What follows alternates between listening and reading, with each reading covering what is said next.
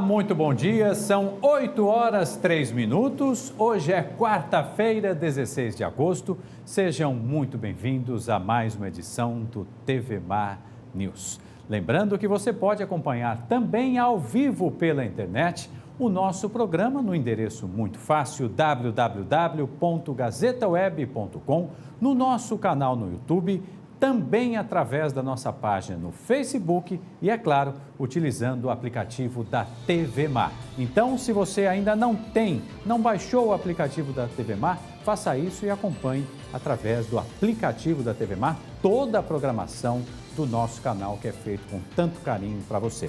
E nos ajude também a realizar o TVMar News utilizando as nossas redes sociais que estão aí na telinha para você. 8 horas 3 minutos, nós vamos começar o programa de hoje. Vamos fazer o seguinte, com a imagem do dia. Olha aí, vejam vocês a imagem do dia na telinha, por gentileza, na manhã desta quarta-feira, 16 de agosto, um dia que só está começando e a imagem do dia é esta. Olha aí, gente, dá para ver perfeitamente que a carreta fez o famoso L, não é isso? É assim que fala, né? E aí ela derramou óleo na pista. Tudo isso aconteceu na Avenida Durval de Góes Monteiro, na manhã desta quarta-feira.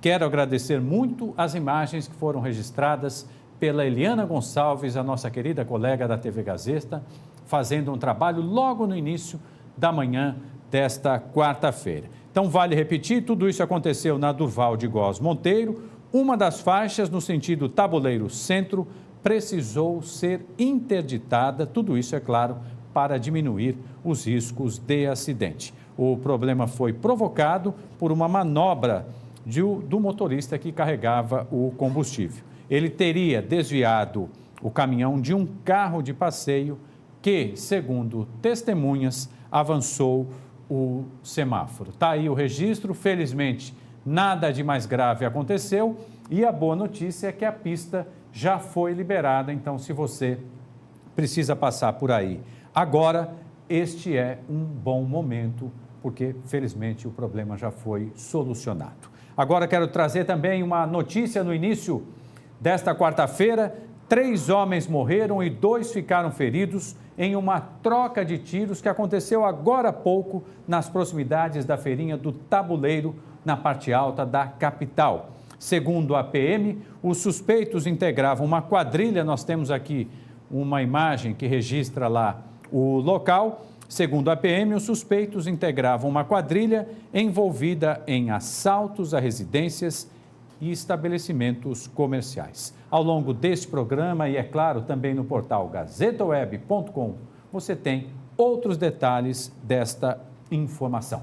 Vamos ver como é que está o trânsito lá fora? Falei de trânsito, né? Vamos ver aí nas câmeras da SMTT como é que está o trânsito. Olha aí, Fernandes Lima, 8 horas 6 minutos. Seja muito bem-vindo, você que está chegando agora. Um abraço ao nosso querido Daniel, o nosso engenheiro sempre de plantão. Trânsito parece bom e bom também está o tempo. E hoje nós temos Polane Santos ao vivo.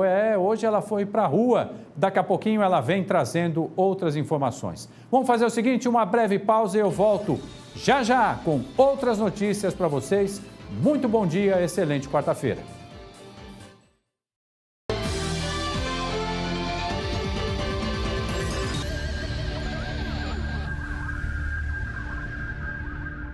Em 2016, o MPE registrou 3.699 casos de violência contra a mulher. Ele foi o primeiro namorado de verdade que eu tive. Ele era um príncipe mesmo. Ela não enxergava que aquele relacionamento era perigoso. E aí ele me bateu muito em gritar. Tenha coragem, denuncie.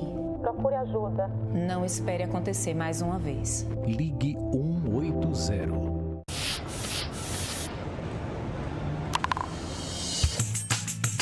Não jogue lixo na rua, não jogue lixo na rua. Mantenha a cidade limpa, Maceió também é sua. Não jogue lixo na rua, coloque na sacolinha e bote lá na lixeira, que quando for a tardinha, o carro do lixo leva e deixa a cidade limpinha. Não jogue lixo na rua, não jogue lixo na rua. Mantenha a cidade limpa, Maceió também é sua. Cuidar de sua cidade é a maior limpeza. Lugar de lixo é na lixeira. Uma campanha da Prefeitura de Maceió. O Instituto Arnon de Melo apresenta os fatos mais marcantes da história do nosso estado em uma publicação inédita. A obra literária Alagoas 200 anos. A cultura, geografia e economia dos 2 séculos da emancipação política do estado, contada em 10 fascículos todas as terças-feiras, encartado na Gazeta de Alagoas. Assine a Gazeta e tenha sempre em suas mãos a melhor informação. E colecione o fascículo Alagoas 200 anos. Realização Instituto Arnon de Melo. Cada melhoria nas unidades de atendimento, cada decisão, cada investimento em tecnologia de ponta, cada iniciativa que estimule o cuidado com a saúde, cada processo que resulte em mais eficiência e permita oferecer um menor custo, mostram o quanto nós do Apvida somos apaixonados pela vida das pessoas. Tudo para que sua equipe seja apaixonada por cumprir sua missão feliz. A Apvida faz bem para você.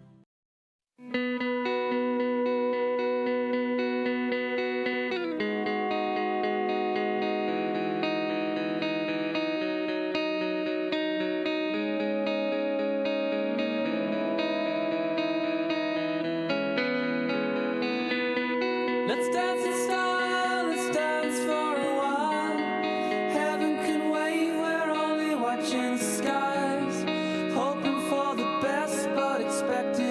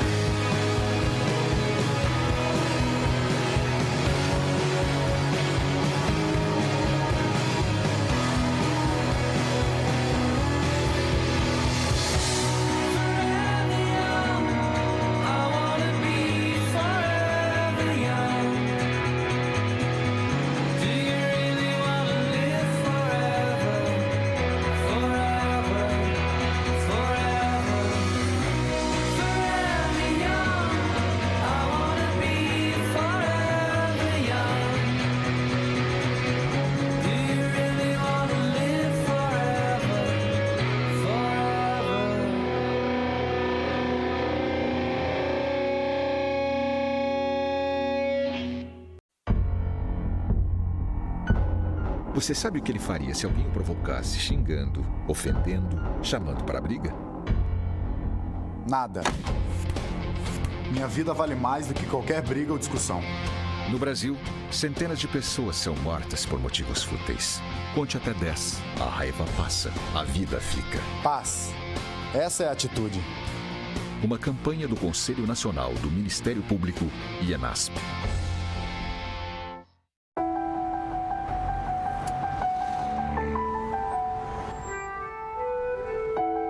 No Brasil, milhões de crianças abandonam as escolas para trabalhar nas ruas. Muitas vezes, obrigadas pela própria família ou por exploradores.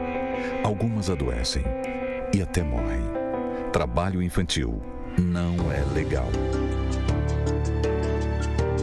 Uma campanha do Ministério Público do Trabalho.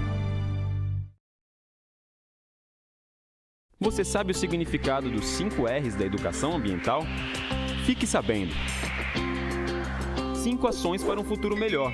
5 práticas para uma vida sustentável. Essa história teve início nos anos 70 do século passado, quando as questões ambientais começavam a preocupar muita gente. Assim, criou-se o conceito dos 3 R's. O primeiro R é reduzir.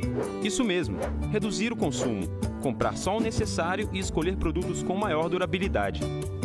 O segundo R é reutilizar, ou seja, usar um produto mais de uma vez para outro fim.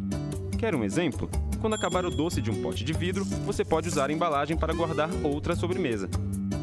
O terceiro R é reciclar. Nem todo material pode ser reciclado, mas o plástico, o metal, o papel e o vidro, por exemplo, podem ser separados e transformados outra vez pela indústria, diminuindo a extração de matéria-prima da natureza.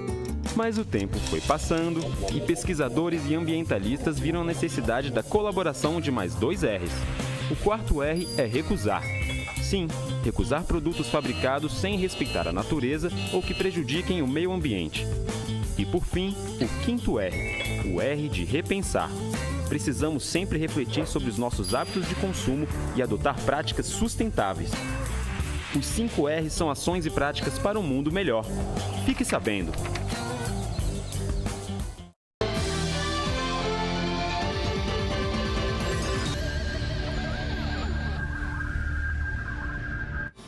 Muito bem, voltamos com o TV News, agora 8 horas 15 minutos. Aí estão imagens da Fernandes Lima na manhã desta quarta-feira, 16 de agosto. Dá para ver que o trânsito está intenso nos 2 sentidos, principalmente no sentido centro da nossa capital. Todo cuidado para você, bom dia para você que vai sair agora de casa. Respire fundo, porque o trânsito realmente está complicado. Imagens aí da Fernandes Lima e a gente volta aqui para o estúdio para falar de um assunto. Olha, nesse mundo movido à tecnologia, tenho certeza que você já viu cada barbaridade que, olha, é difícil até comentar. Mas existe, você já deve ter ouvido falar, se não ouviu, vai ouvir agora pela primeira vez. Netiqueta. Já ouviu falar nisso? É a junção da palavra net mais etiqueta e foi criada justamente na tentativa de harmonizar a conduta, a comunicação online. E para falar mais sobre isso, eu recebo aqui com muito prazer a professora Valna Dantas, que também é publicitária. E antes de mostrá-la para vocês, eu quero mostrar aqui, ó, a revista que ela edita, muito legal, eu não sabia que era dela e fiquei muito feliz porque eu conhecia já esse trabalho. A DUI, é assim que fala? Falei Isso, certo? DUI. E olha a surpresa, tem o outro lado, uma dupla capa que o Márcio André está mostrando para a gente. Muito legal, parabéns pelo trabalho, Valna. Valna, Obrigada, muito Mauro. bom dia. Bom dia. Olha, é difícil falar em etiqueta porque quando a gente fala de etiqueta online, eu tenho visto muita gente que se protege através, né? Você está desse lado, então todo mundo sabe tudo, todo mundo pode, todo mundo é valente e tal. O que você pode dizer para nós no início dessa nossa conversa? Bom dia. Bom dia, pessoal. Então, as dicas básicas, assim, né?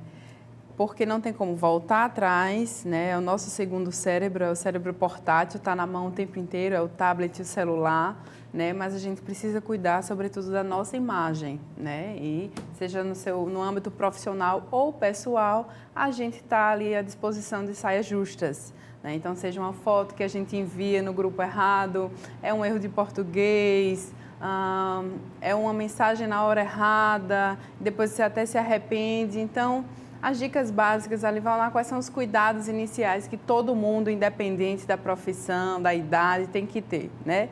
Então, poderia enumerar aqui algumas, seria assim, cuidado com o português, cuidado com o horário, né? Quando você tem... A gente hoje usa grupos de WhatsApp, por exemplo, para facilitar nosso trabalho. Realmente dá celeridade a alguns processos, você dá um recado, às vezes você faz até de agenda, né? Mas existem horários, existem as regrinhas, então está fora do horário de expediente, então você não vai incomodar o seu funcionário ou o seu gestor, né? Então muita gente no domingo manda mensagem, lembra que amanhã a gente tem que fazer o relatório. Não, quem tem que lembrar é a agenda, né? Então coloca na agenda, não é no domingo que a outra pessoa está ali passeando com a família, ou está num jantar, está namorando, está no cinema e você está falando de trabalho em um horário inoportuno, né? Então, olha o horário, ter cuidado com o português, checar antes de enviar, né? Porque às vezes você digita e o corretor corrige como ele pensa que você queria dizer, né? Então, você pode trocar ali um beijão por um bujão e, de repente, ofender a pessoa que está recebendo, né?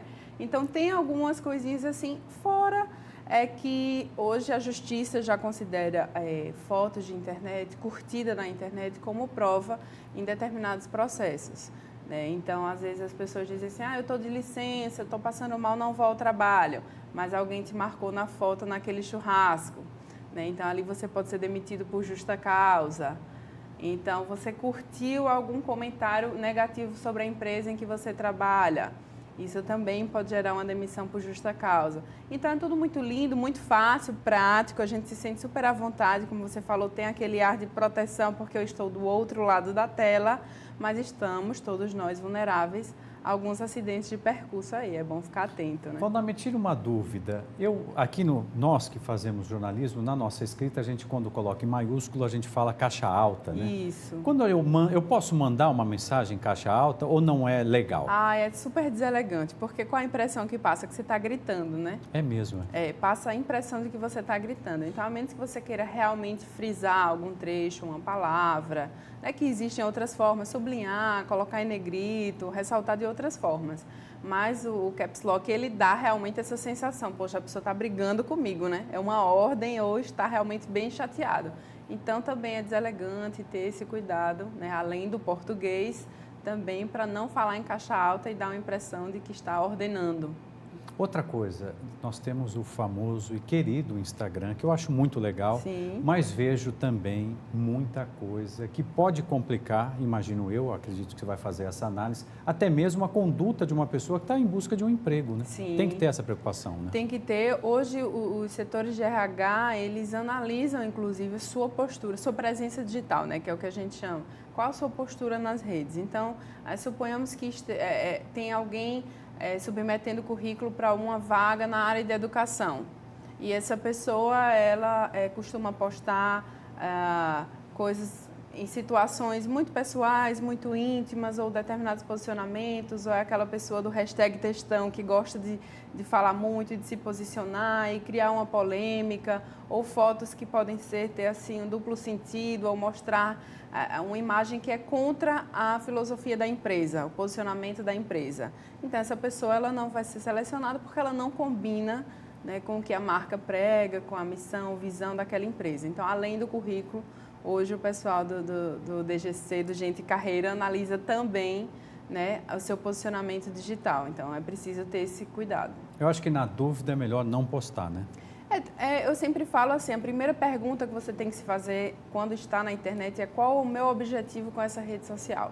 Então, tem muita gente que usa para ter a proximidade com amigos, com familiares distantes, é uma coisa mais íntima, mas ainda assim, o que está na rede nunca é íntimo, porque a partir do momento que você joga na rede é de domínio público e aquilo vai sendo repassado e pode ser um print, pode ser o link, você não tem controle. Então, essa história do, mas é minha rede pessoal, eu coloquei no meu perfil pessoal. Não, né? Porque aquilo ali é aberto e as pessoas repassam e a gente não tem controle, é rápido, né? É uma velocidade máxima. Então, assim, se o seu objetivo é se divulgar enquanto profissional, mostrar o seu talento, competências e habilidades, então segura a onda um pouco no pessoal ou separa, né? Eu tenho um perfil profissional para divulgar meus trabalhos, o que eu faço, e um perfil pessoal mais intimista, mas que mesmo assim você sempre tem que postar sabendo que aquilo, de repente, ele pode estar tendo um alcance mundial, porque hoje é assim, né? A globalização nos permite isso em tempo real, a gente acompanhar o que está acontecendo no Irã, na China, no Egito, enfim. Então, tem que ter esse balanço, assim, esse equilíbrio e se perguntar qual o meu objetivo na rede social, o que é que eu quero mostrar, né? E vale a pena mostrar isso? Isso pode ser interpretado, isso pode ofender alguém, né? Isso aqui está infringindo, digamos ali, uma lei de cidadania, né? Eu estou incomodando alguém, vale a pena, eu preciso, posso mesmo fazer isso, vai me trazer algo de bom? Então, essas perguntinhas ali para começar, antes de enviar, antes de postar, elas ajudam muito, né, nesse filtro. É verdade, até me parece que a rede ela consegue ser polêmica com uma velocidade impressionante, né? Tem o caso agora do Henri Castelli, a história do peixe, ele dizendo que não sabia que aquele peixe era tão importante e tal. Enfim, mas vamos falar também, aproveitar a tua presença, para falar da DUI. Como é que nasceu essa ideia? Conta um pouquinho para a gente, Valna, por favor. Mostra de novo, Márcio. Aí é mãe falando de filho, Isso. né, Mauro? Mas vamos lá. Vamos Super lá. apaixonada. A revista DUI, ela está completando agora, no fim do ano, 7 anos já de mercado. Uma revista que chegou em Alagoas com o propósito de trazer conteúdo, né? O nosso foco é conteúdo, então que a gente quer levar ao leitor informação, esclarecimento, um pouquinho do que está rolando ao nosso redor. Então ficamos conhecidas como a revista polêmica, ousada, né? Porque nós trazemos alguns tópicos como a era pós-gênero, a era da vagina, o homem no século XXI, então alguns assuntos que são tabu ou incomodam um pouquinho. Mas é isso que a gente quer fazer, assim, é um espaço democrático, sem tomar partido, mas deixando que o leitor ele tenha a possibilidade de ler, se esclarecer, né, sobre atualidades e abrir um pouquinho a cabeça. Então, esse é o propósito da DUI, com conteúdo, mudar um pouquinho o mindset do público alagoano. Que legal. E como é que as pessoas fazem para adquirir a DUI, para saber mais da revista? A revista você pode alugar, ó. Você pode assinar para receber em casa seu exemplar ou pode comprar diretamente no site www.revistadui.com.br. Nós fazemos distribuição gratuita também em alguns locais como clínicas de estética, salão de beleza, cafés. E você pode comprar o exemplar avulso no site ou baixar o aplicativo. A revista também está disponível toda no aplicativo iOS e Android, é grátis. Então é só baixar e ter acesso lá ao nosso conteúdo que, né, eu sou suspeita por ser mãe, mas é muito bacana e vocês podem conferir. Eu não conhecia a Valna, mas conhecia a revista. Olha que legal e realmente ela está falando a verdade, é muito legal esse trabalho. Valna, eu queria agradecer demais a tua presença, te desejar todo o sucesso do mundo. Para nós, bom dia. Bom dia. Gente, vamos fazer o seguinte, a Polane Santos hoje está na rua e está ao vivo. Polane, traga as primeiras informações. Bom dia para você e para o querido Chico Nogueira.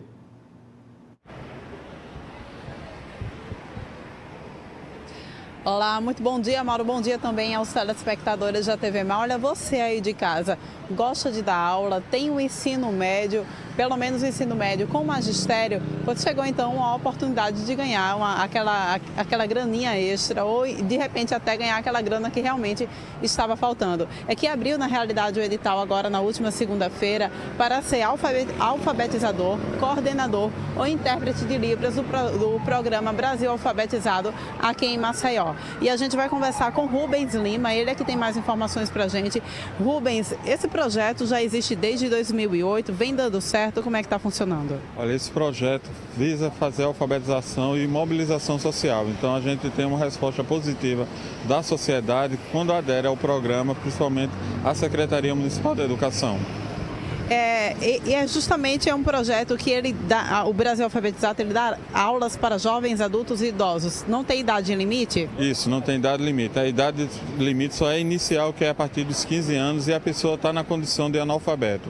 E aí, como é um projeto de mobilização social, a gente visa trazer aulas em espaços alternativos, bem como nas escolas, para atender principalmente as comunidades carentes.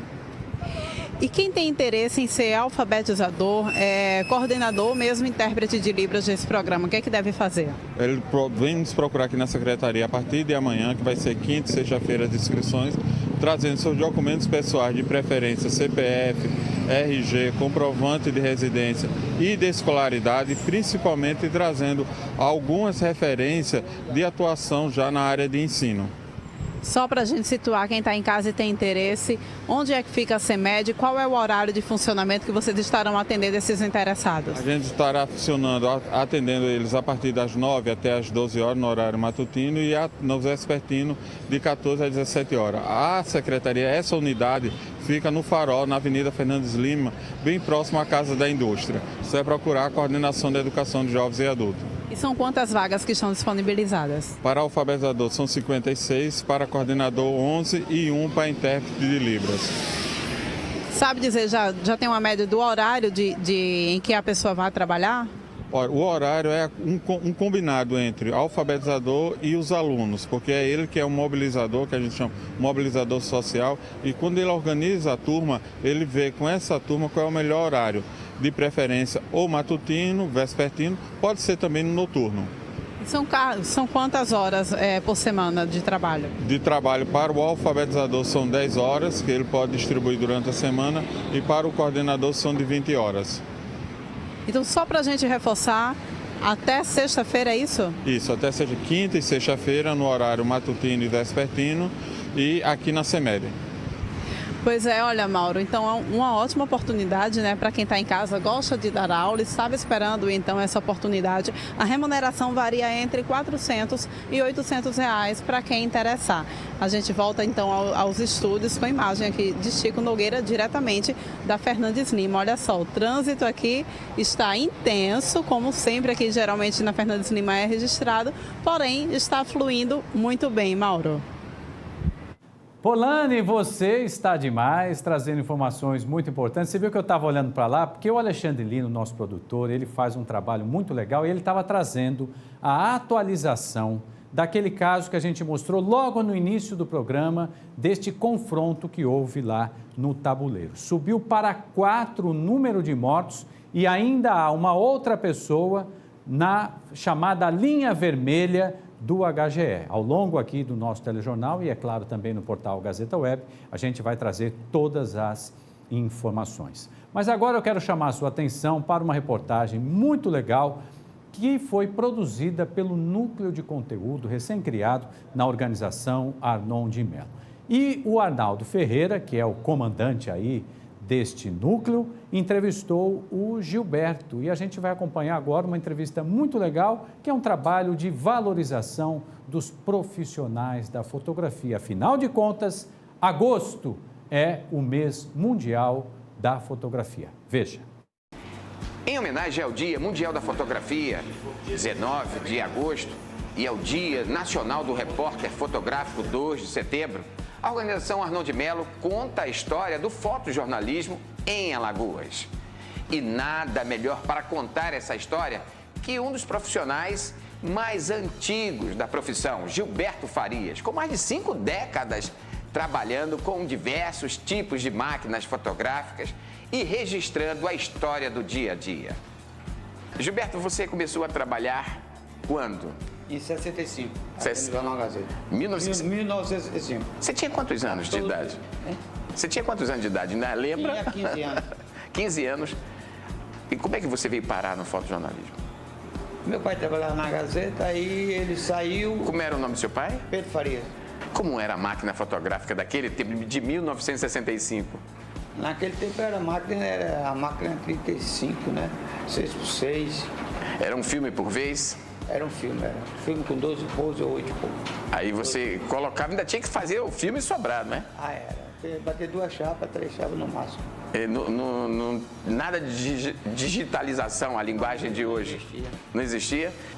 Uma das grandes coberturas que você fez, que te emocionou nessas 5 décadas de profissão?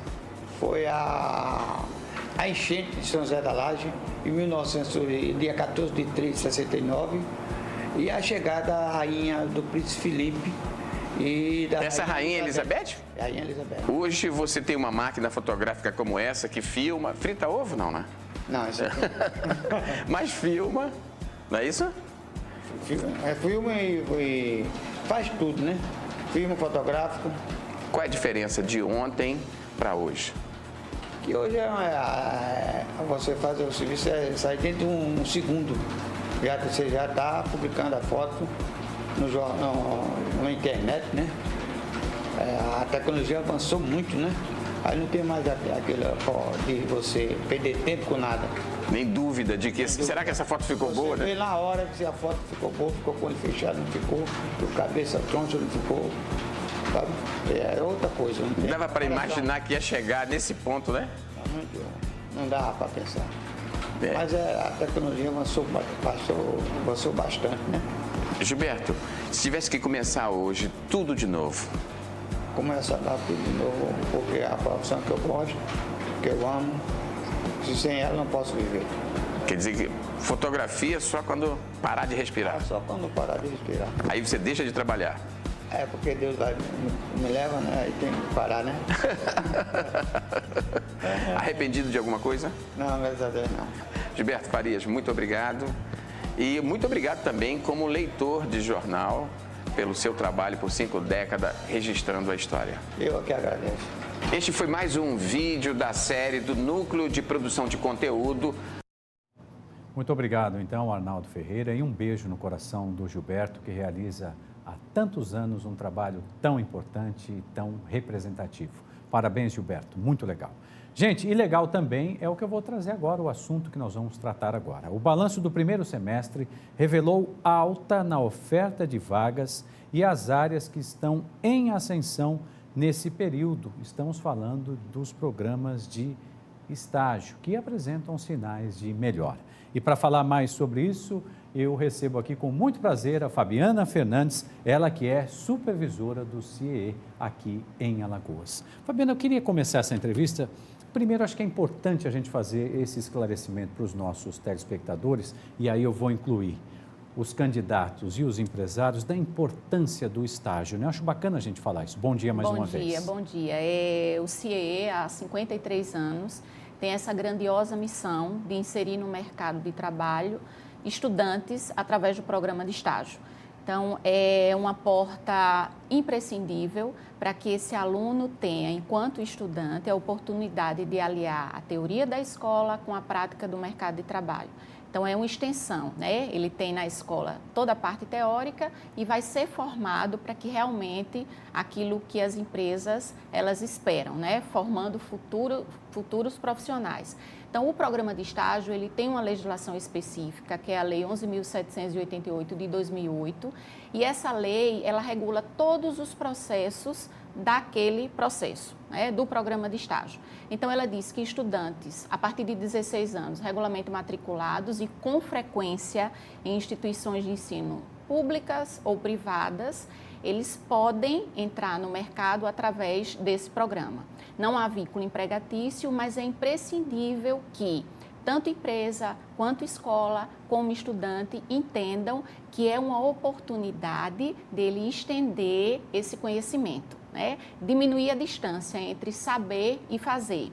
Então, a gente sempre toca naquela tecla de que o programa, ele é bom para todas as partes, desde que seja entendido realmente como essa possibilidade de formação e qualificação, né? Para que não haja essa impressão, como não tem vínculo empregatício, eu vou poder utilizar essa mão de obra com uso indevido. Não pode, porque você tem uma ideia, a legislação ela coloca, inclusive, por exemplo, os meninos que estão nos primeiros anos da faculdade, eles possam ser inseridos em programas de estágio, sim, mas sempre dentro da área, né? Que o contexto básico do curso ele seja respeitado. Então, por exemplo, o menino que está no segundo, no terceiro período de ciências contábeis, ele tem que ir para a empresa e desenvolver atividades mais simples, mas que obedeça o contexto básico do curso. Então, é uma oportunidade excelente, sem dúvida. A legislação, ela coloca pontos como carga horária máxima de duração, então ele não pode ultrapassar 6 horas dia e 30 semana. Ele tem que ter um supervisor na empresa e um orientador na escola. Ele ganha uma bolsa auxílio e um auxílio transporte, mas não há definição de valores, porque o primeiro objetivo aí é o conhecimento, é ele ter acesso a essa oportunidade. E aí a gente fica muito feliz, né, nesse ano difícil que a gente vive, que as empresas elas comecem a perceber realmente a oportunidade de trazer esse aluno, abrir as portas de sua empresa e se tornar pais profissionais, né? Afinal de contas, são meninos que têm uma parte técnica muito aguçada, eles têm esse conhecimento aprofundado, mas eles precisam do prático, né? Eles precisam realmente desse primeiro contato com o mundo real do trabalho. É verdade, essa vivência faz tanta diferença, né? Total. É interessante como você muito bem definiu, Fabiana, faz tão bem à empresa e tão bem ao futuro profissional. A gente tem um exemplo aqui muito bacana, que é o Breno, nosso estagiário, que faz um trabalho belíssimo, já porque ele entendeu perfeitamente o tamanho da oportunidade que estava sendo apresentada a ele. E nós também aproveitamos todo o talento que ele tem e isso tem sido muito legal. Queria aproveitar, Fabiana, a tua presença para você esclarecer para a gente como é que é essa engrenagem entre a empresa e o CIEE até chegar na efetivação, vamos dizer assim, do estudante, do estagiário. Então, o CIEE é um agente de integração. A legislação de estágio diz que as empresas públicas, privadas, de economia mista, ela pode contratar estagiário desde que esteja tudo regulamentado. Qual é essa regulamentação? Que ela faça essa parceria com o agente de integração, que já mantém parcerias com as instituições de ensino para que esses estudantes sejam cadastrados, convocados e encaminhados para as oportunidades de estágio. Então, a empresa liga lá no CIEE e diz, olha, CIEE, eu preciso de um estudante de administração. E aí nós, como temos o cadastro em nosso site, que é o ciee.org.br, listamos algum perfil que a empresa coloca, como por exemplo, como não tem experiência nenhuma, qual seria esse perfil? Eu prefiro um estudante que more próximo à minha empresa. Eu prefiro um estudante que estude à noite, que esteja a partir do 5º período, que tenha conhecimento de alguma língua ou de algum programa específico de informática. Então, a gente lista esse perfil, o sistema nos dá alguns nomes, a gente entra em contato com esses estudantes, encaminhamos para a empresa e aí a empresa ela vai fazer o processo seletivo, né? O que é que ela vai observar aí?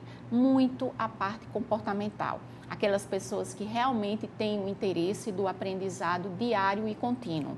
Então, escolhe aquela pessoa e diz, olha, se esse menino começa a fazer estágio a partir de 1º de setembro. Então, a gente vai elaborar o termo de compromisso de estágio, onde estarão descritas aí as atividades que ele vai exercer, o horário de estágio que deve ser respeitado. Ele pode fazer ou 4 ou 6 horas dia, o supervisor de estágio e durante todo esse processo, que pode durar até 24 meses, desde que exista esse vínculo com a instituição de ensino, durante todo esse processo existe o acompanhamento do CIEE no sentido de entender se realmente aquele estágio, como você citou daqui, está atendendo às expectativas da empresa e do estagiário. Porque isso é super importante. Você pode estar muito feliz, mas o estagiário, olha, não é bem isso, eu achei que eu me identificava, não é? Então, a gente faz todo esse acompanhamento para que, ao final, mesmo que esse menino não tenha a chance da efetivação na empresa, ele esteja preparado para o mercado de trabalho.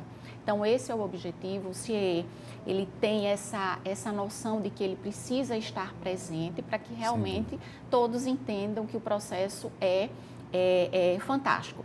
A gente fica muito feliz porque, como nós somos uma organização sem fins lucrativos, a gente faz mesmo o trabalho de formiguinha. Então, a gente prospecta diariamente várias empresas levando esta possibilidade. E quando a gente chega a alguma empresa que diz, olha, lógico que eu vou abrir minhas portas porque eu comecei a minha vida profissional como estagiário. Então, isso nos dá uma satisfação muito grande porque aqueles estudantes que não têm essa oportunidade é como se ficasse faltando um algo, né? Porque ele tem muita parte teórica, mas ele precisa da prática para que ele realmente saia com essa qualificação profissional. É verdade. Fabiana, essa vivência é fantástica, não resta nenhuma dúvida. Esses dados positivos chegaram a surpreender vocês do CIE? Sim, porque a gente esperava realmente um ano muito difícil, né? A gente tinha essa concepção, o desemprego em alta, principalmente entre os jovens, e aí a gente continuou fazendo o nosso trabalho, né, que a gente faz, como eu te falei, de prospectar, de fazer palestras, fazer com que as empresas entendam essa importância, e isso deixou a gente muito feliz, e é um dado não só local, mas nacional, Exato. né? Então, a gente foca naquela questão de que, por mais que não exista a obrigação da contratação do estagiário, a legislação diz que você pode contratar, mas não existe uma obrigação, as empresas começam a entender a importância do programa. Então, isso é muito feliz. A gente fica surpreso, mas com aquela surpresa feliz, né? Claro. E na expectativa de que mais vagas sejam ofertadas, a gente tem um direcionamento para os cursos que normalmente abrem mais oportunidades, que são os cursos de administração, contábeis, direito, mas a gente tem todos os cursos, né? Pra você ter uma ideia, mais de 20 jovens esperam a oportunidade de estágio. E aí você diz, as oportunidades aumentaram, mas a gente ainda está na contramão. São 20 mil aguardando uma oportunidade de estágio e pouco mais de 4 mil em estágio, em todo o estado.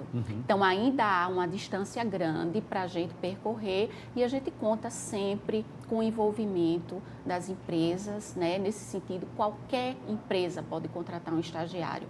Se você for só você, empresário, e você precisa de uma pessoa para lhe auxiliar, o estagiário ele pode exercer essa atividade. A única coisa que não pode é contratar o estagiário e deixar ele de mão, deixar ele solto. Ele precisa realmente de um supervisor, de um acompanhamento, de uma orientação e de um feedback diário, né? Eu lembro no meu primeiro estágio, quando me colocaram para fazer um arquivo de um documento, eu não sabia como é que existia a precisão de você ir lá na pasta suspensa, perfurar para que aquilo ficasse centralizado, né? E uma coisa boba, você faz lá, né? Dobra o papel. Então, coisas que para a gente hoje parecem muito simples, para a pessoa que está começando, é tudo novo, né? O tratar com o colega, o que é que eu posso, o que é que eu não posso, o cumprimento de horário, as normas nas empresas. Então, todos esses processos, fora a parte técnica, são processos imprescindíveis para a formação desse futuro profissional, futuro gerente, futuro diretor, enfim. Muito bem. Sabe o que eu quero que você faça para a gente encerrar? Por favor, Fabiana, deixe os contatos do CIE, por favor. Não. Como eu te falei, hoje a gente funciona através do nosso portal, seja para a empresa, seja para o estudante, para facilitar esse contato. Então, para aquele estudante que ainda não é cadastrado ou que quer conhecer as oportunidades disponibilizadas, a gente tem o cie.org.br. Certo. Caso queira visitar nossa unidade, nós ficamos ali na antiga Rotary, na Avenida Mendonça Júnior, 1190, na principal. E o telefone de contato é o 3312-0210. Funcionamos de 8 até às 17, sem fechar para o almoço. Que bacana. Fabiana Fernandes dando esse show, essa explicação muito bacana. E acho que de tudo que ela disse, fica esse resumo para a gente. Vale a pena para os dois lados, isso não resta a menor dúvida. E o melhor, tendo o apoio do CIE, então fechou com chave de ouro. Obrigado pela presença. Obrigada a você. Vamos fazer o seguinte, um rápido intervalo, enquanto eu me despeço aqui da Fabiana, e a gente volta já já com outras notícias.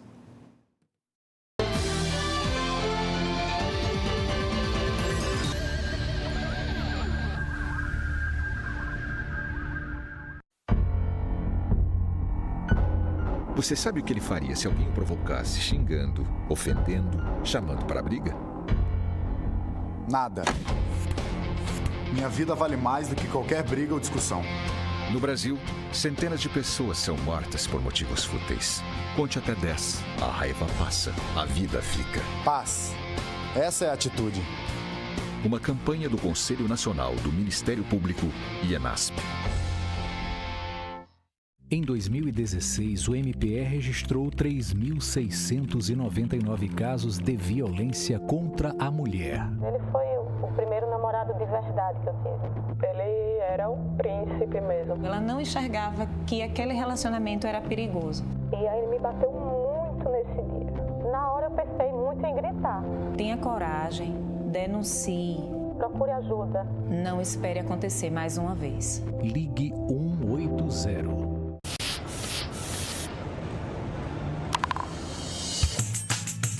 Não jogue lixo na rua, não jogue lixo na rua. Mantenha a cidade limpa, Maceió também é sua. Não jogue lixo na rua, coloque na sacolinha e bote lá na lixeira, que quando for a tardinha, o carro do lixo leva e deixa a cidade limpinha. Não jogue lixo na rua, não jogue lixo na rua. Mantenha a cidade limpa, Maceió também é sua. Cuidar de sua cidade é a maior limpeza. Lugar de lixo é na lixeira. Uma campanha da Prefeitura de Maceió.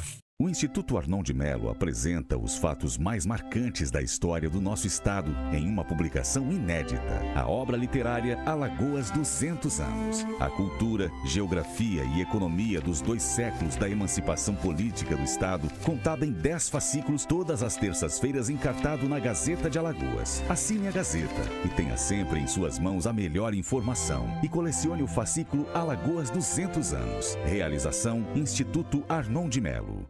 Cada melhoria nas unidades de atendimento, cada decisão, cada investimento em tecnologia de ponta, cada iniciativa que estimule o cuidado com a saúde, cada processo que resulte em mais eficiência e permita oferecer um menor custo, mostram o quanto nós do Apvida somos apaixonados pela vida das pessoas. Tudo para que sua equipe seja apaixonada por cumprir sua missão feliz.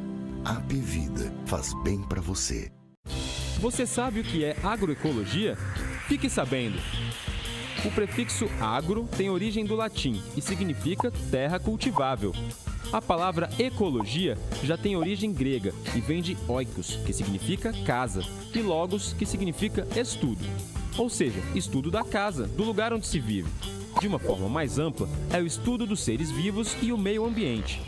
Sendo assim, a agroecologia relaciona a agricultura com desenvolvimento sustentável, com respeito ao meio ambiente de forma economicamente viável e socialmente justa. O saber científico e o saber da cultura popular e tradicional trabalham juntos na agroecologia, com o objetivo de preservar o solo e os recursos hídricos, respeitar a vida silvestre e produzir alimentos saudáveis, naturais, sem uso de fertilizantes químicos e agrotóxicos, garantindo a segurança alimentar. A ideia é fazer uma transição dos atuais sistemas de produção insustentáveis para sistemas sustentáveis, com relações equilibradas, otimizando a capacidade produtiva, a conservação da biodiversidade, com eficiência econômica e justiça social. A agroecologia é uma ciência e também uma prática em expansão. As técnicas e os conhecimentos agroecológicos contribuem para um modo de vida sustentável em harmonia permanente com a natureza. Fique sabendo!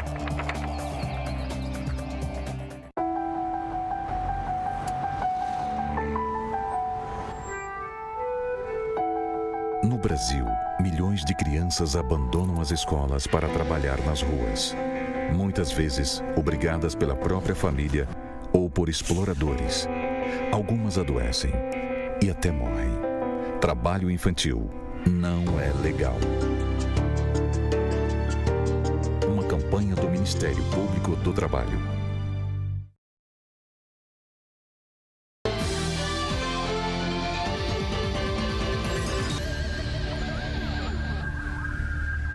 Muito bem, voltamos com o TV Mar News, agora 8 horas e 51 minutos e as notícias desse confronto que aconteceu lá próximo à feirinha do Tabuleiro não param de chegar. Nós temos aí já uma foto que ilustra muito bem o que aconteceu na manhã desta quarta-feira. Para você que está ligando a TV agora, houve um confronto entre a PM e supostos integrantes de uma quadrilha que roubava bancos e estabelecimentos comerciais. Até o presente momento, 4 pessoas, a informação que chegou, que houve 4 pessoas mortas, uma outra pessoa está na área vermelha do HGE e na tentativa de fuga, esses supostos bandidos teriam atropelado uma outra pessoa. Ao longo do jornal e também no portal Gazeta Web, nós vamos atualizar todas as informações para vocês. O que dá para dizer é que foi um momento de muita atenção lá nesta região, próximo à feirinha do Tabuleiro. Vamos mudar de assunto. Olha só, gente, a Comissão da Reforma Política da Câmara dos Deputados concluiu a análise do relatório que muda o sistema eleitoral, instituindo o chamado Distritão e cria também o Fundo Eleitoral Público, que tem valor estimado em 3 bilhões e 600 milhões de reais. O texto aprovado pode ser votado hoje. E para falar mais sobre isso e para a gente entender mais este tema, eu recebo aqui com muito prazer o doutor Henrique Vasconcelos, que é advogado e especialista em direito eleitoral e política. Digo eu deste lado aqui que ele gosta de confusão, porque olha, para estar trabalhando nessa área aqui, realmente tem que ter muita paciência. Doutor Henrique, muito bom dia, é um prazer reencontrá-lo, ainda mais num momento tão factual como esse, né? Que quando nós marcamos a entrevista, ninguém imaginava que eles fossem dar tanta celeridade, mas queria começar essa nossa conversa, esse nosso bate-papo, pedindo uma explicação sobre distritão misto, o que é tudo isso, afinal de contas? Bom dia mais uma vez. Bom dia, Mauro, bom dia a todos os telespectadores, é um prazer mais uma vez estar aqui no seu programa. Bem, como você disse, realmente é uma grande confusão que está acontecendo lá e a gente tem, agora por obrigação, por dever, onde puder, está podendo esclarecer, porque realmente a sociedade está muito em dúvida.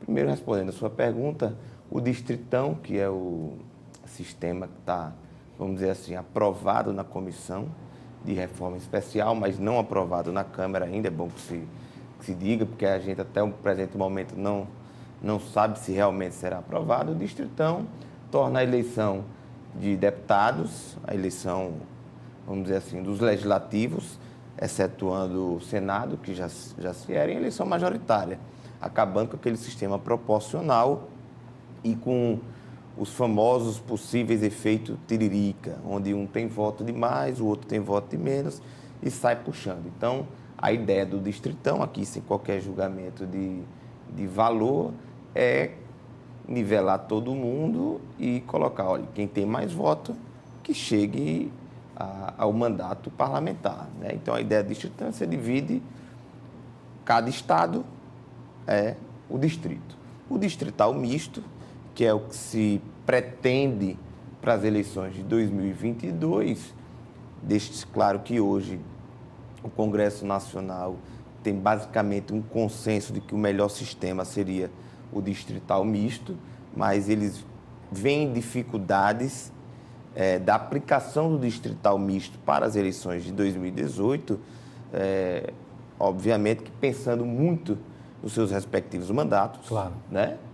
E por conta disso, querem aplicar uma transição, ou seja, colocar o distritão agora, pelo menos foi isso que está na reforma, para que a partir de 2022 possa se aplicar o sistema distrital misto, que é o sistema onde você, Mauro e eu, e todos os eleitores, votarão 2 vezes para o cargo parlamentar, ou seja, para o cargo de deputado federal, deputado estadual, e em municípios com mais de 200 mil eleitores, que seria, no caso de Alagoas, apenas o município de Maceió, que seria você dividir o número de vagas para as cadeiras do parlamento em 2 vertentes. Uma, os famosos distritos, certo?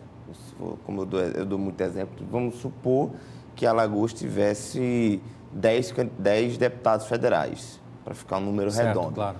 Seriam 5 eleitos pelos distritos, ou seja, o estado de Alagoas seria dividido em 5 distritos e 5 eleitos via lista partidária pré-ordenada, certo? Ou seja, o partido colocaria os nomes com a lista pré-ordenada e aquele partido que conseguisse realizar o coeficiente partidário, ele teria direito a uma vaga e assim por diante. Se conseguisse fazer 2 coeficientes, a 2 vagas, já com a lista pré-ordenada dos candidatos. Em suma, é basicamente isso, esses 2 sistemas. Muito bacana a sua explicação, extremamente didática, fico realmente muito feliz, está claríssimo para todos nós. Queria também, doutor Henrique, ouvir a sua opinião sobre este fundo eleitoral, que afinal de contas, ao que tudo me parece, é o dinheiro nosso, que vai para este fundo, que vai alimentar o sistema. É isso, né? Mauro, o Fundo de Desenvolvimento da Democracia, como é que está sendo chamado, basicamente esse fundão é para poder recuperar o fôlego financeiro que foi perdido com a declaração de inconstitucionalidade das doações de pessoa jurídica já no ano de 2015, ou seja, nas eleições de 2016, a escassez de dinheiro já foi muito visível, né? Então, o que é que os deputados e o Congresso Nacional estão verificando? Olha, 2016 foi um teste. Houve uma escassez grande de dinheiro. E aí, agora chegou a hora, né? A eleição de verdade, que é a de presidente, governador e o Congresso Nacional. O que é que a gente faz? Pronto, surgiu a solução do fundo. Eu costumo, em outras oportunidades, até digo, olha, nós não podemos ser hipócritas. A democracia tem um custo. Claro. Né? E dos males o menor, ainda bem que a gente vive num regime democrático. Então, se os nossos políticos, nossos representantes hoje não estão satisfazendo, em sua grande maioria, cabe a nós, eleitores, né, fazer a alternância, porque não há outra alternativa. Política é a solução para todos os problemas. O problema da saúde, educação, economia, tudo passa pelo processo político. Então, há um custo para isso. Eles fizeram uma referência à receita corrente líquida.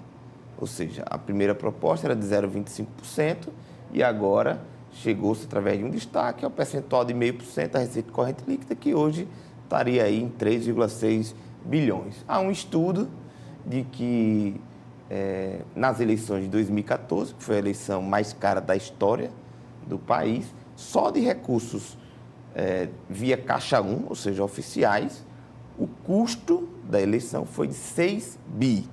Eles estão aplicando aí 3,6. Exato. Não quer dizer que os 6 bi ou os 3,6 bi sejam números necessários para que se faça uma eleição para todos os cargos. Eu vi um estudo de ontem para hoje de um deputado Daniel Coelho, uma entrevista, onde ele aplica que o valor de 1,3 bilhões já seria suficiente para custear todas as campanhas, já visto que houve uma redução do tamanho das campanhas, houve limitações de recursos, houve formas de fazer a propaganda, o marketing está reduzida, então tudo isso diminui o custo da campanha, né? Então, assim, pessoalmente falando, eu acredito que deva haver realmente alguma forma de financiar, já que houve essa impossibilidade de pessoa jurídica doar, mas que isso deve ser mais debatido, mais construído, tendo em vista o momento econômico do país, para que esses bilhões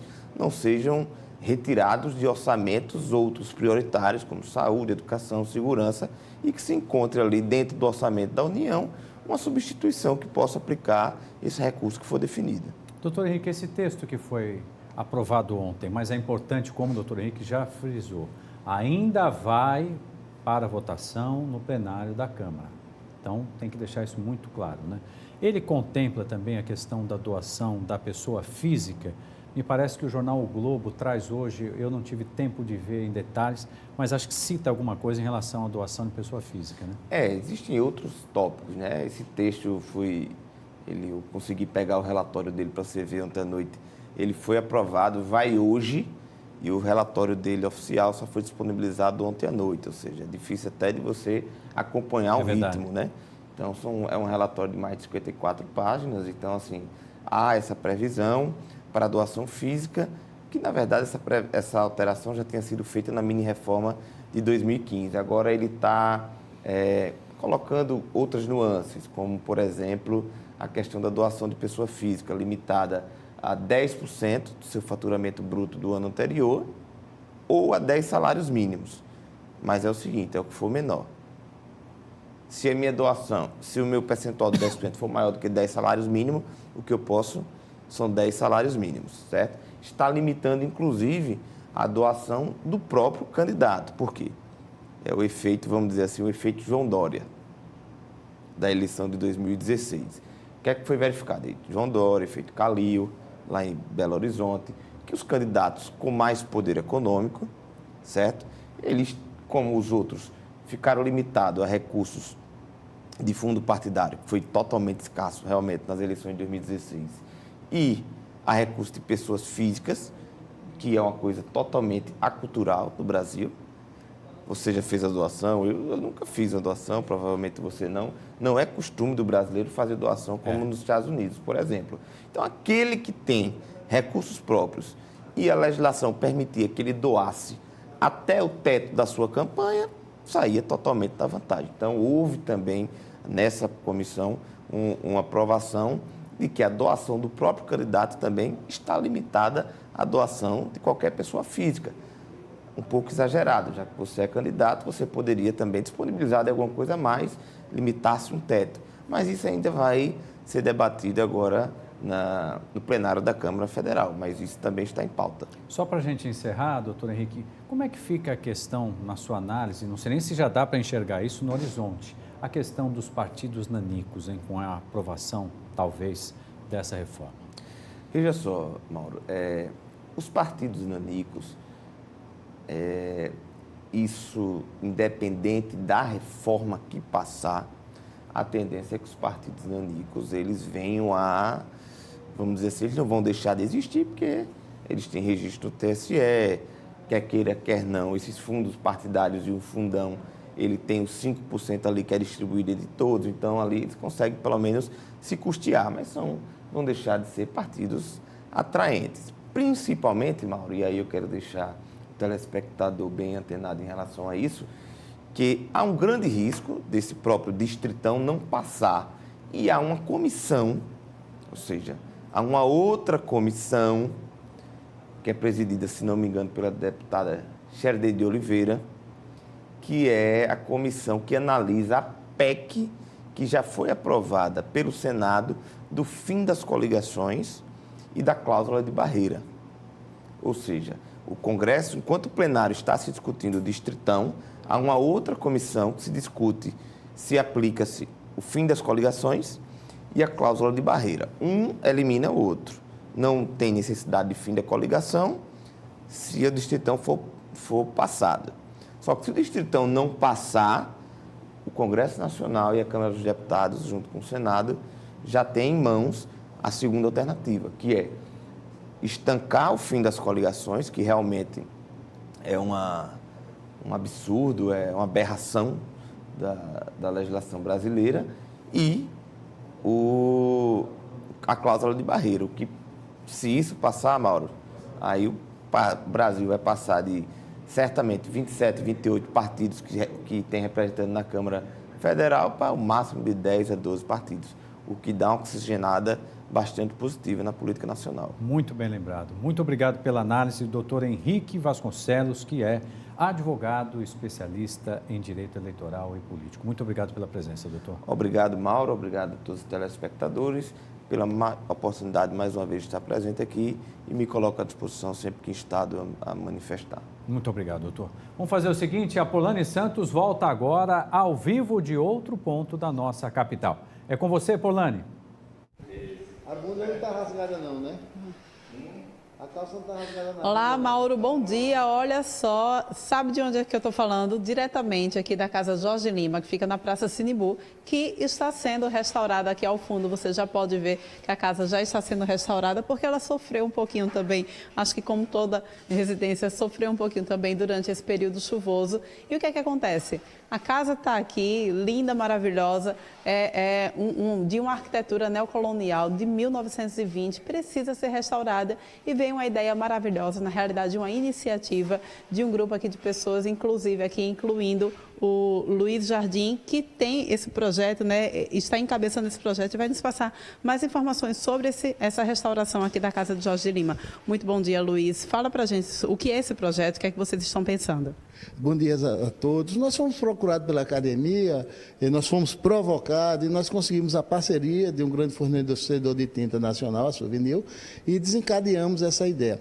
A arquiteta Gardenia Nascimento também, que é vamos dizer assim, foi a arquiteta que fez o projeto inicial em 2008 com a Prefeitura Municipal e topou entrar como uma consultora para fazer justamente voluntariamente e a gente procurar novos parceiros para ver se a gente consegue reformar a casa na sua totalidade. Então, temos com novos apoios, então a iniciativa da imprensa, da organização Arnaldo de Melo, dando esse apoio de mídia, e estamos realmente procurando que outras empresas se engajem, porque a gente não quer só fazer no dia 24 vai ter um evento aqui, estaremos formalizando essa parceria, e não vai ser não queremos ficar só nessa pintura, nós queremos fazer a reforma, a revitalização integral dessa casa. E teremos para isso a consultoria aqui da Gardênia, que é a arquiteta que tocou o projeto originariamente, e ela estará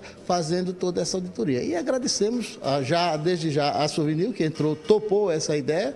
A Casa Jardim tocará esse projeto e procurando empresas parceiras. E o doutor Carlos aqui, que é o presidente da Academia Alagoana de Letras, estará com os demais,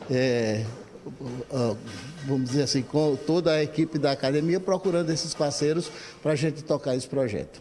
Pois é, olha, falando então na arquiteta, ela também está aqui presente com a gente e vai nos passar mais informações sobre como é que vai ser esse projeto todo aqui de revitalização que deve acontecer aqui na Casa Jorge de Lima. Então não fica só na pintura, o projeto realmente pretende crescer para que seja feita realmente uma revitalização do prédio. Muito bom dia, Gardênia. Bom dia. Na realidade, a gente foi contactada pelas Casas Jardim justamente para fazer a consultoria da área de pintura. E visto que na última restauração a gente fez toda essa linha de restauro, quando a gente olha, faz prospecções pictóricas, vê as cores originais, então a gente está querendo fazer um trabalho com muita seriedade. E essa ideia inicial de trabalhar apenas com a parte de tintas, ela também nos leva a pensar em buscar novos parceiros para lá na frente a gente também trabalhar toda a parte da restauração da casa. Então, esse momento é um momento assim, de uma grande iniciativa, digamos assim, um start para a gente buscar também novos parceiros, não só para a pintura, mas também qualquer outra coisa ou todas as outras coisas que a casa pode precisar nesse momento, né? Então, assim, o meu trabalho hoje é um trabalho de encaminhamento, de consultoria dentro dos padrões e critérios de restauração. Pois é, Gardênia, esse prédio ele passou, na realidade, por uma restauração em 2008, uma grande restauração, quando ele foi aberto ao público. E aí, o que é que deve acontecer? Como é que vai ser esse trabalho agora de revitalização que deve acontecer? Como eu já disse antes, inicialmente a gente vai trabalhar só a parte de pintura. E, simultaneamente, a gente vai buscar novos parceiros para a gente trabalhar o que é necessário na casa. Por exemplo, aqui o elevador, né? O elevador está com problemas, ele precisa ser consertado. Então, de repente, uma empresa que se disponibiliza a vir e trabalhar junto com a gente, entendeu? Algumas questões de impermeabilizações que a gente precisa fazer. Então, um resgate da área do jardim. Então, tudo isso, a gente também está buscando parceiros, né? Que possa trabalhar conosco. E a gente sempre orientando e fazendo a consultoria. Olha, agora a gente também, Mauro, chegou agora, na realidade, o presidente da Academia Alagoana de Letras, Carlos Mera, acabou de chegar e a gente também vai ouvi-lo a respeito desse projeto de revitalização. A academia ela realmente vem precisando desse trabalho. O que é que isso representa para vocês? Bom, nós sabemos que a atividade cultural no nosso país, lamentavelmente, ela sofre percalços e tem muitas dificuldades. E, na verdade, nesse período, desde quando foi reaberta a Casa Jorge de Lima, esse tempo correu, evidentemente, e dificuldades têm surgido pela impossibilidade, digamos assim, de uma manutenção permanente e eficaz. E agora, finalmente, graças a Deus, e à generosidade da Casa Jardim e da Souvenir também, e da doutora Gardênia, nós estamos tendo a possibilidade de restaurar o prédio e disponibilizá-lo à comunidade segundo as suas finalidades originárias. E esse evento que vai acontecer agora, dia 24, vai ser de quê? Bom, há um encontro de objetivos entre a academia e a imprensa oficial Graciliano Ramos, graças ao empenho, inclusive, do Dr. Marcos Quimo, que é o presidente da imprensa oficial, no sentido de que seja aqui realizado o lançamento de uma nova edição de uma obra de Jorge de Lima, então, o lançamento da obra de Jorge na casa de Jorge, onde ele viveu, não é isso, evidente, e onde se procura preservar a sua memória. E a imprensa oficial fez essa edição, que é uma edição, digamos assim, primorosa, além do fato de que é a obra que tipicamente demonstrou e demonstra o ingresso de Jorge de Lima no modernismo, que é o mundo do Menino Impossível. E a edição é inédita, na medida em que ela se destina com gravuras, etc., para o público infantil e juvenil. Quer dizer, é uma iniciativa absolutamente inédita e, digamos assim, de grande valia para a preservação, para o estímulo à cultura das Alagoas, para a valorização da memória de Jorge de Lima, que é um dos seus digamos assim, mais nobres representantes. Ele, inclusive, que foi um dos poucos brasileiros, ou talvez o único, que teve a oportunidade de chegar às portas do Nobel da Literatura na década de 50 do século passado. Então, por consequência, é um empreendimento, digamos assim, um evento que terá uma grande significação, não somente para a imprensa oficial, como para a academia, mas principalmente para o povo das Alagoas, na medida em que venera e, digamos assim, e louva um dos seus mais ínclitos representantes na área da literatura, que é o poeta, romancista e pintor Jorge de Lima. Pois é, Mauro, olha, então o evento já acontece dia 24, nada mais justo realmente do que acontecer aqui na casa de Jorge de Lima. Como a gente pode ver, as obras já foram iniciadas para que aqui realmente seja palco desse momento ímpar que deve acontecer dia 24. Então, você aí de casa se interessou, quer ser parceiro também, alguma empresa que queira ser parceira desse projeto, procure então aqui esse trio poderoso para fazer parte então desse momento maravilhoso aqui para a cultura do estado de Alagoas. Com imagens de Chico Nogueira, a gente se despede então com essa obra que já está se inicializando para os estúdios, Mauro. Muito obrigado, Polani. Mande um abraço aí a todos os seus entrevistados. Um trabalho muito importante. Valorizar a cultura é o mínimo que um país decente pode fazer. Vamos trazer para cá porque o Alexandre Lino está chegando. Ale, eu não gosto de misturar, não gostaria, mas não tem jeito. A gente tem que misturar a violência com o futebol. Dessa vez, um caso muito grave envolvendo uma história que começou em 2012, né? O que tudo parece é isso, né? Bom dia. Isso mesmo. Bom dia, Mauro. Bom dia para quem nos acompanha tanto pela Gazeta Web, quanto pelo canal 25 da NET, ou pelos nossos aplicativos de smartphone. Eu vou pedir aqui na tela. Foi morto o torcedor, o líder de torcida organizada, fica melhor dizer assim, Al-Ansar Aislan. Ele é da torcida Máfia Vermelha, da torcida do América de Natal. A torcida Máfia Vermelha do América de Natal, ela tem uma rivalidade histórica com a torcida do CRB, a Comando Vermelho. E em 2012, o Al-Ansar estava numa delegação de torcedores que vieram para Maceió para um jogo do CRB contra o América de Natal. E naquele jogo, um torcedor do CRB foi assassinado na saída do Trapichão. E com o Al-Ansar foi encontrada a arma do crime. Ele chegou a ser julgado, foi condenado, no entanto, a defesa conseguiu recorrer. Ontem, o Al-Ansar, acusado de matar um torcedor do CRB, chegou a ser condenado. No entanto, ontem, em um crime ainda que inicia-se as investigações, ele foi assassinado dentro de um galpão lá em Natal, um galpão da torcida organizada Máfia Vermelha, considerada uma das mais perigosas e violentas do Nordeste. Ou seja, mesmo tendo sido condenado e recorrido, Al-Ansar terminou sendo julgado pelas ruas.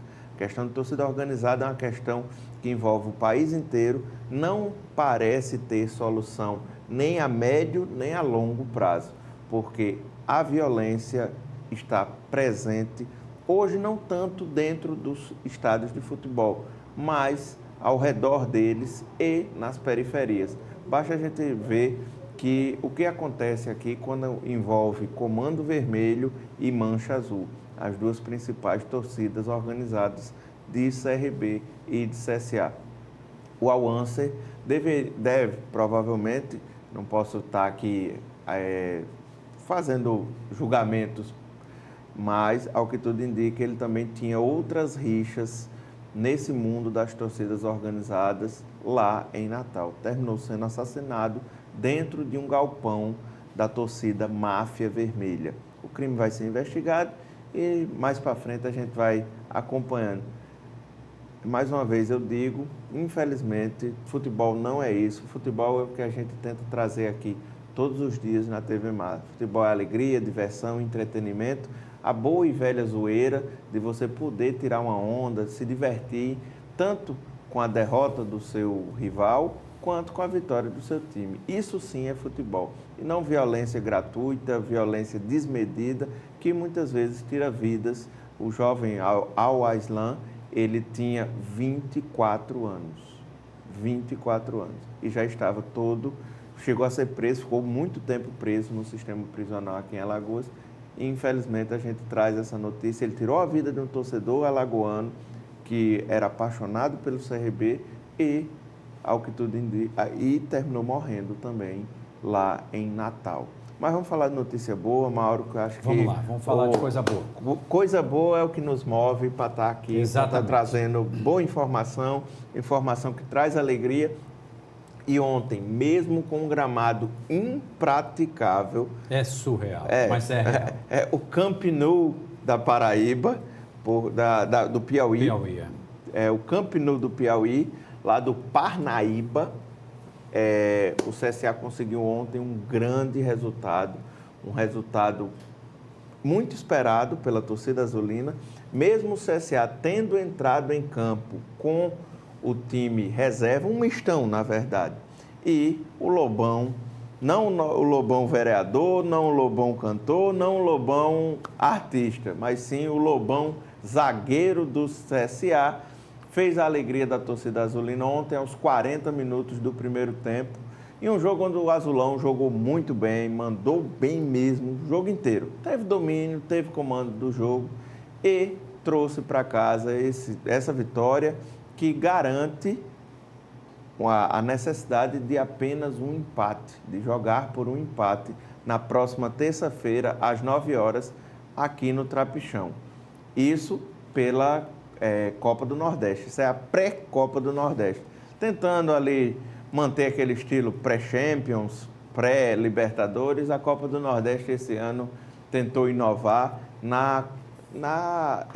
é que eu posso dizer, na chegada dos times, para dar uma valorizada e também para começar o campeonato um pouco mais cedo e já ir movimentando algumas das equipes. Então, a gente teve o CSA conseguindo esse ótimo, excelente resultado, jogando muito bem fora de casa, num gramado impraticável. Quem assistiu o jogo ontem à noite ou acompanhou pelo timaço da Gazeta, viu que não dava para jogar bola naquele gramado lá no Piauí, no gramado do estádio Monsanto, o senador famoso piauiense. Exato. Então, 1-0, CSA volta a concentrar suas atenções no jogo contra o Confiança, já no sábado, também pela Copa do Nordeste, lá em Aracaju. Aí sim, com o time titular, que ficou, boa parte do time titular ficou treinando ontem aqui em Maceió, não chegou nem a viajar para o Piauí, até porque o técnico Ney da Mata fez a seguinte leitura: o importante agora é garantir a classificação para a segunda fase da Série C e, além disso, garantir que os jogadores estejam em condição para entrar em campo pela Série C. Esse sim, competição que o CSA prioriza esse ano. Bem verdade, dançou na Copa do Brasil, dançou no Alagoano, dançou no Nordestão, mas está aí firme e forte, fazendo uma belíssima campanha. A campanha segue o líder na Série C. Então, vamos continuar acompanhando. Próximo jogo contra o Confiança, que você também vai escutar pelo timaço da Gazeta na rádio 1260 e acompanhar os detalhes, as preparações aqui no canal Esportes, às 11h30 na TV Mar. Antes de você falar da rodada de hoje, da Copa do Brasil, quero mostrar para vocês, fecha aqui uma curiosidade, que ontem muita gente... Essa imagem aqui, viu, Márcio? Fecha aqui, por gentileza. Ontem muita gente me parou na rua, viu, Ale, para saber se o time do Cancan tinha um mascote. E o mascote é esse aqui.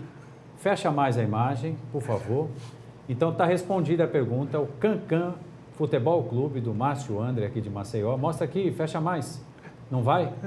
Tá bom. Esse, então, é o mascote do Cancan, um ursinho na banheira falando ao celular. Muito legal a história do Cancan Futebol Clube, que nasceu... Que bairro é, Márcio? No Feitosa, e já toma aí, conquista, vamos dizer assim, outros torcedores aqui na nossa capital. Tá aqui, já tem nome o mascote, não? Não, está sendo escolhido. Então, mande para nós a sugestão, nomes para o mascote do Cancan Futebol Clube, que tem aqui a foto dele. Muito legal.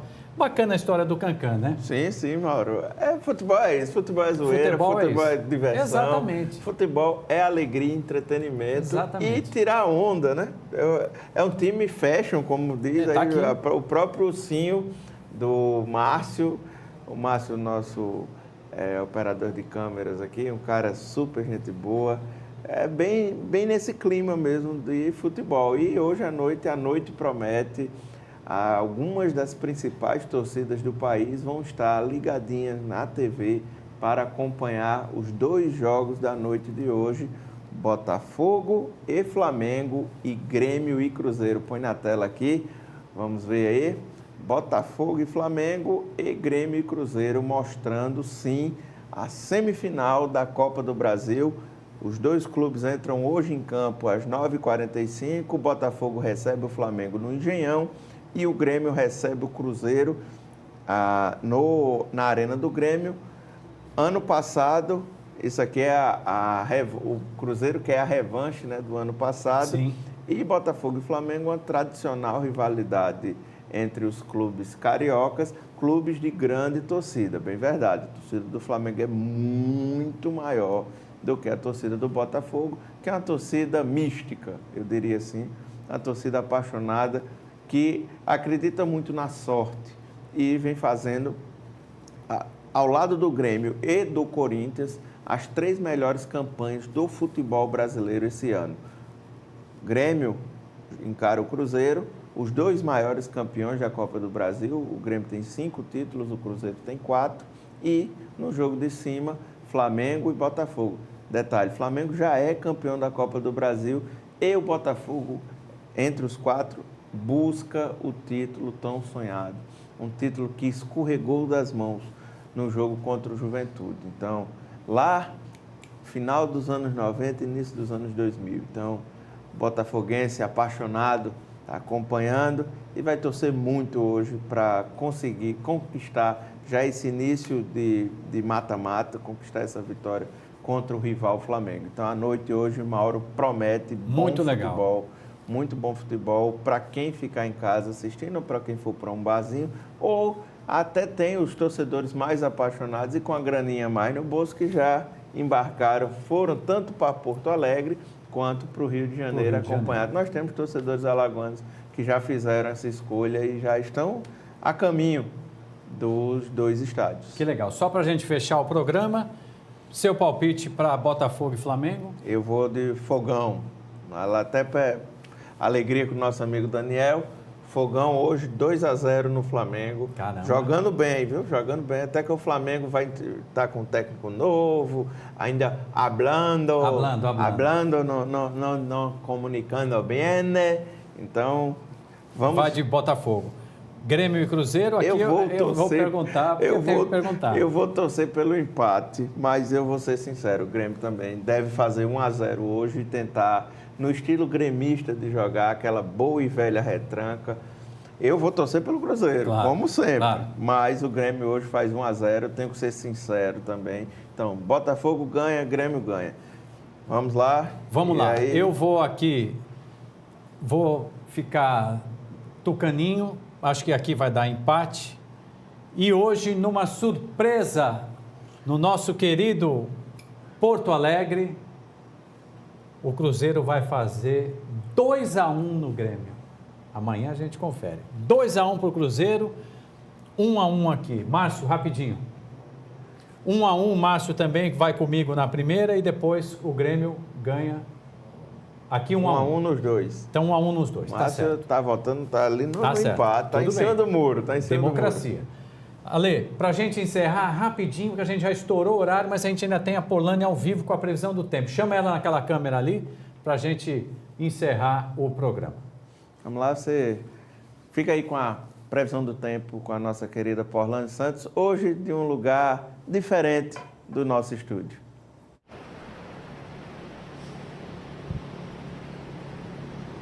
Olá, bom dia, Alexandre, tudo bom? Pois é, olha, Alexandre e Mauro, hoje a gente não vai ter imagens de satélite para passar a previsão do tempo. Porém, nada melhor do que realmente estar do lado de fora e mostrar o tempo ao vivo e a cores aqui diretamente da praia da avenida. Olha só que visual lindo. Pois é, Mauro e Alexandre, olha, hoje o tempo vai ficar, na maior parte do tempo, assim, com o sol aparecendo. Porém, como a gente pode ver ali na linha do horizonte, tem algumas nuvens aparecendo. É que a gente vai ter essa nebulosidade variável durante o dia de hoje e o que pode ocasionar algumas chuvinhas rápidas e isoladas em alguns lugares, isso em todo o estado.